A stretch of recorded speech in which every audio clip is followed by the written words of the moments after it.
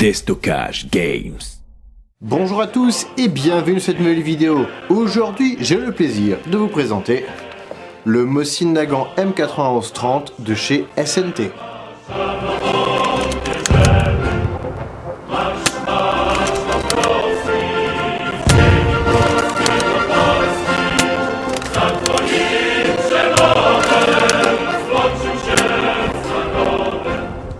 Avant de commencer cette vidéo, je souhaite remercier chaleureusement Taiwan Gun et Déstockage Games pour leur soutien. Tu dis chaleureusement parce que t'as pas eu de chaudière pendant presque un an? Ça a laissé des traces, on dirait. Bah oui, il y a même plein de figurants qui sont venus chez nous pour pouvoir tourner la retraite de Russie. Dans notre salon. Et oui, être youtubeur, des fois, ça demande des sacrifices. Si vous voulez commander cette réplique, vous pourrez retrouver le lien vers la boutique de Taiwan Gun dans la description. Et s'il vous plaît, prenez ce lien, parce qu'il permet à Taiwan Gun de tracer qui va sur leur site depuis ma chaîne. Évidemment, plus le nombre sera élevé, plus j'ai des chances de collaborer à nouveau avec eux dans le futur. Et donc de vous présenter du nouveau matériel. Vous pourrez également retrouver un code promo pour commander chez Déstockage Games, qui est en France. Vous aurez le droit à 5% grâce à ce partenariat. Donc, foncez. Il y a quelque chose qui vous gêne ? Ça ? Ah ouais, non mais rassurez-vous, c'est une Sten AGM, elle est juste posée en position de rangement avec un chargeur en dessous. Donc calmez-vous, ça ne peut pas tirer comme ça, c'est pas une MP3008. Cette réplique est sortie à l'automne 2022 et était annoncée depuis un an à peu près. J'étais assez réticent à la présenter, déjà à cause du contexte dans lequel s'inscrit cette vidéo. Une réplique soviétique, c'est pas trop à la mode, et aussi parce que physiquement, c'est une réplique d'Airsoft, et ça se voit. Elle est faite pour le jeu et non pour la reconstitution historique. Du coup, pour revenir sur ce premier point, voici une tenue qui pourrait appartenir à l'Armia Krajowa. Donc une tenue polonaise, avec du matériel de prise ou acheté aux alliés à 90%. Et comme Taiwan Gun est polonais, pour moi ça fait sens. Et ça me fait très plaisir de rendre hommage à ces combattants qui est tellement pris cher pendant la guerre à cause des soviétiques, puis des allemands, puis des soviétiques. Et finalement, j'ai vu tellement de vos commentaires qui demandaient ce que valait cette réplique que je me suis dit que ce serait dommage de ne pas l'étudier. C'est surtout pour vous que je fais ces vidéos. Si vous n'avez pas vu mon unboxing, vous pourrez le retrouver en description. C'était une véritable surprise de Taiwan Gun, je les remercie encore sincèrement de me faire confiance comme ça. Auparavant, SNT avait déjà sorti un Mosin Nagant, mais il s'agissait du Redfire repacké, lui-même repris du Zetalab version type, où ils avaient juste racheté les plans, je sais pas, mais c'était pas vraiment leur conception. Ici, ils ont tout développé de A à Z, et nous sommes donc sur une nouvelle réplique qui n'est pas inspirée d'un modèle existant. Quand je dis inspiré, c'est repompé, bien sûr. La réplique, elle est livrée dans une boîte noire, générique de chez SNT, le tout emballé avec de la mousse grise. Dans le pack, on a la réplique et un chargeur, dans lequel on peut monter jusqu'à 37 billes. Putain, 37 billes avec un fusil!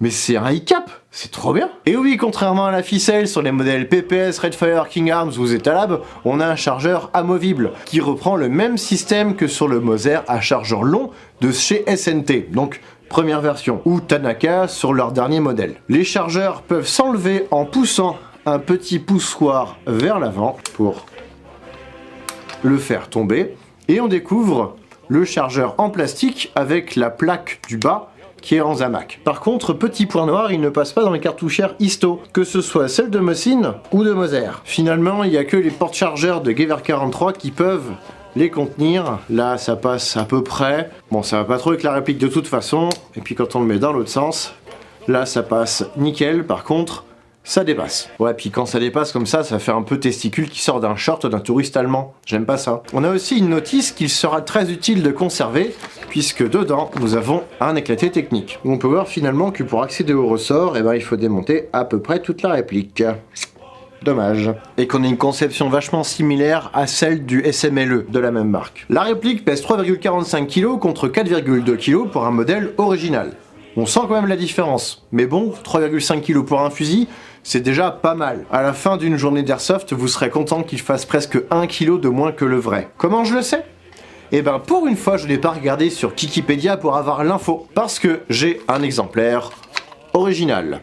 Même deux pour être exact. Un neutralisé et un en catégorie C. Donc finalement, même catégorie pour les deux. J'ai ma licence de tir, calmez-vous les gens de chez législation. Du coup, on va pouvoir comparer le vrai avec la réplique. Il vous faudra débourser 317 € pour acheter ce fusil. Attention, c'est un prix issu d'une conversion, donc il peut évoluer tous les jours. Depuis le zloty, si je me trompe pas. Et les chargeurs additionnels coûtent 15 € pièce. Avant, un vrai fusil coûtait moins cher, maintenant, c'est pareil. Voire même, c'est plutôt l'inverse sur certains modèles. Ouais, je me souviens d'un américain qui m'avait dit « Ouais, c'est nul d'acheter une réplique à 400 boules ».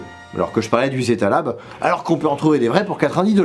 Oui, effectivement, on pouvait, à l'époque. Mais j'ai répondu que je n'aimerais pas faire de l'airsoft avec lui. Mais je crois qu'il n'a pas compris en vrai. C'est quoi l'intérêt de comparer une réplique d'airsoft avec une vraie arme, franchement? La réplique est réalisée en grande partie en Zamac, sauf la plaque de couche, la tige de nettoyage, la vis de butée ici, la garniture à l'avant ici, qui sont en acier. Enfin en matériaux ferreux aimantés. Et la crosse est en bois assez léger, elle est bien finie, j'aime bien la couleur d'origine. J'ai pas prévu de la retaper, contrairement à tous les autres Mosin que j'ai pu avoir, qui avaient des couleurs immondes. Après, les perfectionnistes diront que la vraie couleur des bois de Mosin c'est plus clair, parce que cette couleur-là, elle vient de la Cosmoline qui a été mise après-guerre pour stocker les armes. Parce que la véritable couleur d'un bois de Mosin, c'est celle-là. Ici, j'ai décapé la Cosmoline à coup d'acétone. Alors qu'ici, j'ai pas encore pris le temps de le faire. On est ici sur une version de la crosse qui n'a pas le trou ici pour faciliter le démontage. Comme on peut le voir sur mon modèle original, ici. Mais ce n'est pas une erreur, parce qu'il y avait une version avant 1934, celle-ci, et la version après 1934, ici, pour pouvoir faciliter le démontage, puisque cette bague est bien serrée avec la lame ressort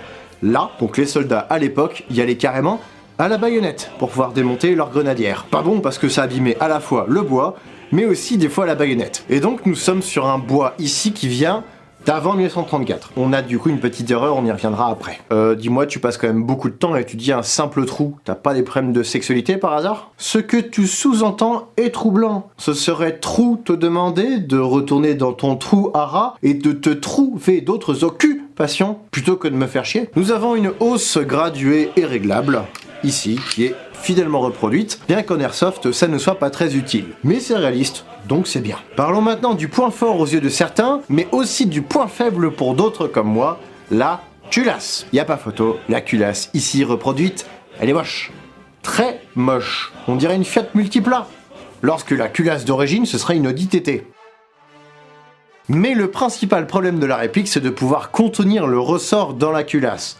Un ressort standard. Les versions précédentes du Mosin avaient une culasse un peu moins grosse, et je sais pas trop pourquoi SNT a choisi de faire un gros truc. Pour reprendre une autre image, on dirait un nez normal sur un vrai fusil, et ici c'est le pif de Depardieu. Quand on arme la culasse, on a une partie noire, à l'intérieur, ici, pour cacher le fait que ce soit un long tube finalement qui est enfiché dans la culasse. Pas con comme méthode, même si c'est vraiment purement esthétique. Et vous constaterez assez rapidement des traces d'usure sur la peinture de la culasse, au niveau de l'argenté.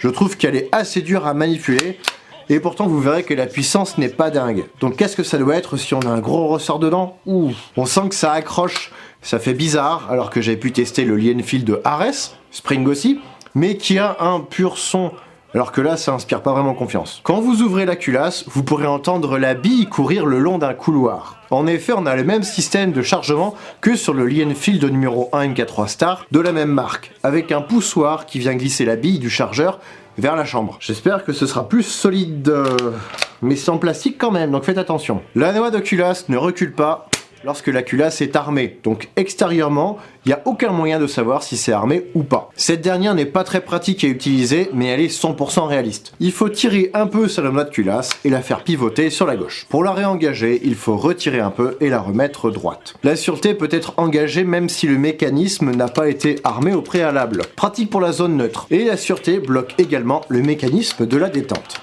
Les baïonnettes originales peuvent passer dessus sans adaptation. Ça c'est top, ça passe direct, y compris avec le mécanisme de verrouillage sur ressort. Vous avez bien fait votre job les mecs, ça c'est bien. Au niveau des accessoires, la bretelle n'est pas fournie avec. Celle-ci je l'ai eu avec le M44 de chez BO Manufacture. Elle paraît toute neuve, et c'est normal, elle l'est. Hors de question de mettre une originale sur une réplique toute neuve alors que je vais l'utiliser en partie. On peut remarquer en mettant le nez dessus que le canon externe est en plusieurs parties. On voit une séparation juste avant le guidon ici. Ok, et à quoi elle sert cette info? À dire que j'ai mis le nez sur la réplique. Ce qui est quand même plus pratique pour viser quand on y réfléchit. Bah oui, quand on épaule, on a le nez sur la réplique. Perturbant, hein? Lorsque vous visez, vous avez le nez haut. le nez au A. Les grenadières tiennent grâce à une vis à laine qui maintiennent au passage la tige de nettoyage, qui sert à rien sur notre réplique d'Airsoft évidemment, mais je sais pas pourquoi tous les fabricants font ça de mettre des vis à laine ici. Sauf Zetalab. On a des vilaines carottes de moulage sur certaines pièces, ou des lignes de moulage carrément sur les grenadières, mais aussi sur le pontet. Après, sur le pontet c'est bien caché, elle était retravaillée avant peinture.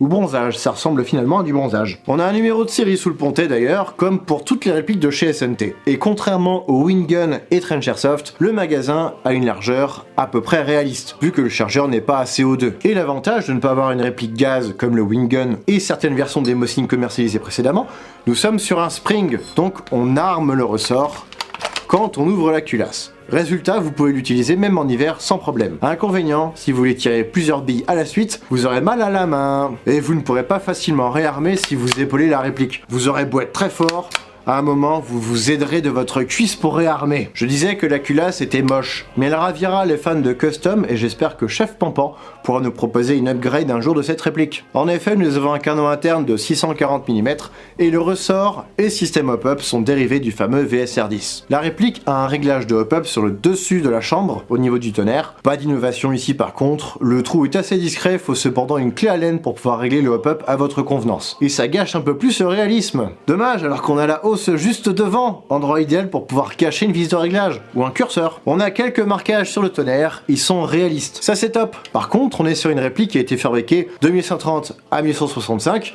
et la période qui m'intéresse vraiment c'est 39-45. Pourquoi? Vous avez foutu une date de fabrication à 1144. Surtout qu'on a une crosse d'avant 1134. Bon, certes c'est encore Seconde Guerre, mais si on veut vraiment être cohérent, on peut pas l'utiliser pour du début de guerre par exemple. Exit Stalingrad, foutu. Mais bon après, comme je disais, c'est une réplique purement d'Airsoft, sa grosse culasse interdit de toute façon son utilisation en reconstitution. Donc finalement, c'est pas trop grave, aux F du réalisme des marquages. On s'en bat les couilles. Et histoire d'enterrer définitivement le réalisme, tout comme Joule enterre chaque jour un peu plus le Becherel, on a un vilain marquage sur le côté gauche, juste à côté de la hausse, avec marqué SNT Armament.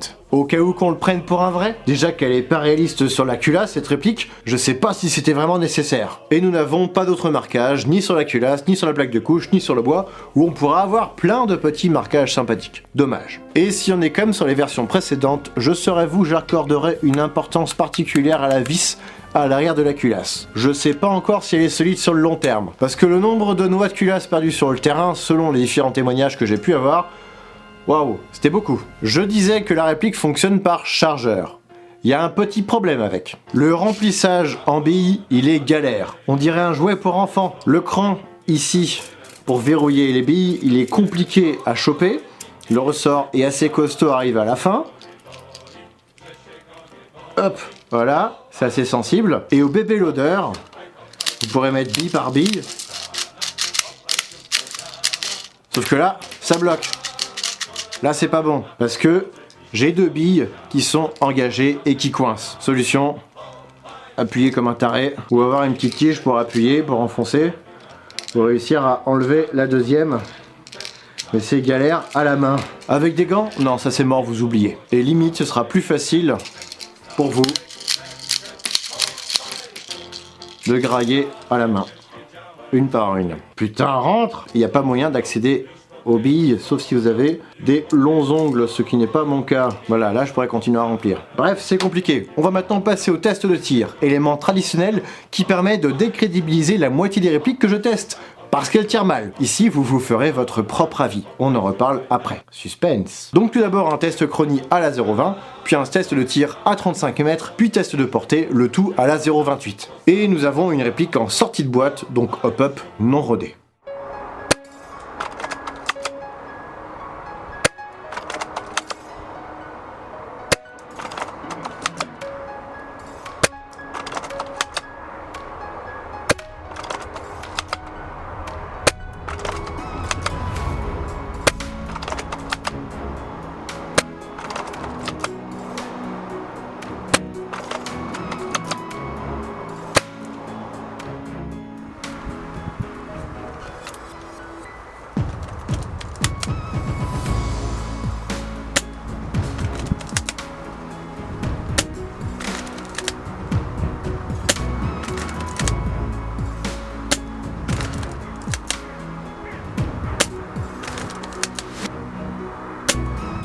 Panzer.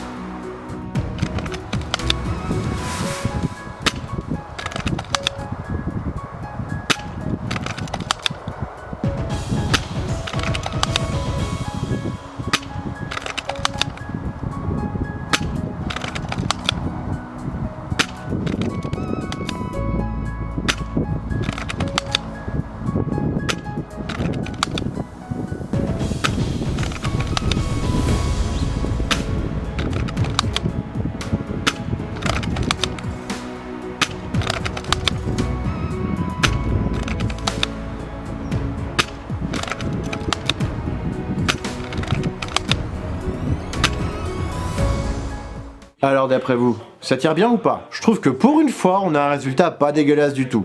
Point visé, point touché, à quelques coups de vent près. Le hop-up est à peaufiner sur son réglage. On peut remarquer que dans mon test, ça partait un peu vers le haut avant de retomber, mais on peut voir que la portée max à la 0.28 du coup est à environ 60 mètres. Et pour une puissance qui est quand même assez faible pour un fusil à verrou, c'est pas dégueulasse du tout. Le hop-up et le canon d'origine sont donc très bons. L'upgrade n'est pas obligatoire. Personnellement, je crois que je vais le laisser comme ça. Peut-être changer le ressort pour le coup. Bon, on verra plus tard. Sinon, je peux vous proposer un autre usage pour ce fusil qui peut finalement jouer un rôle assez similaire à celui de mes haters. C'est utile pour bien me casser les doigts. Voici ce qui conclut cette vidéo, j'espère qu'elle vous aura plu. Si c'est le cas, n'hésitez pas à la partager, à laisser un pouce bleu, un commentaire pour le référencement et abonnez-vous à ma chaîne si ce n'est pas déjà fait. Je remercie encore Taiwan Gun et Desocage Games pour leur soutien et vous pourrez, je le rappelle, retrouver leurs références en description. Je remercie également mes tipeurs et souscripteurs YouTube qui me soutiennent financièrement. Je les remercie vraiment du fond du cœur, ils participent à ma survie sur YouTube. Rejoignez-les si vous voulez favoriser mes chances de survie dans le YouTube Game. Et quant à moi, je vous donne rendez-vous prochainement pour de nouvelles vidéos. Salut!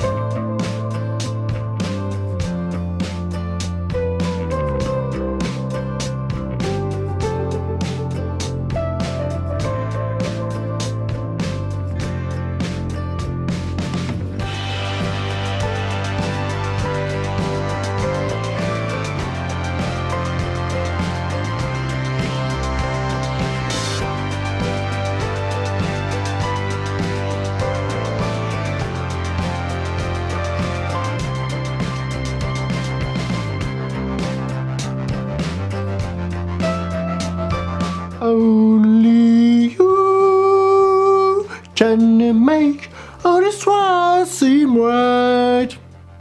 C'est gênant, hein?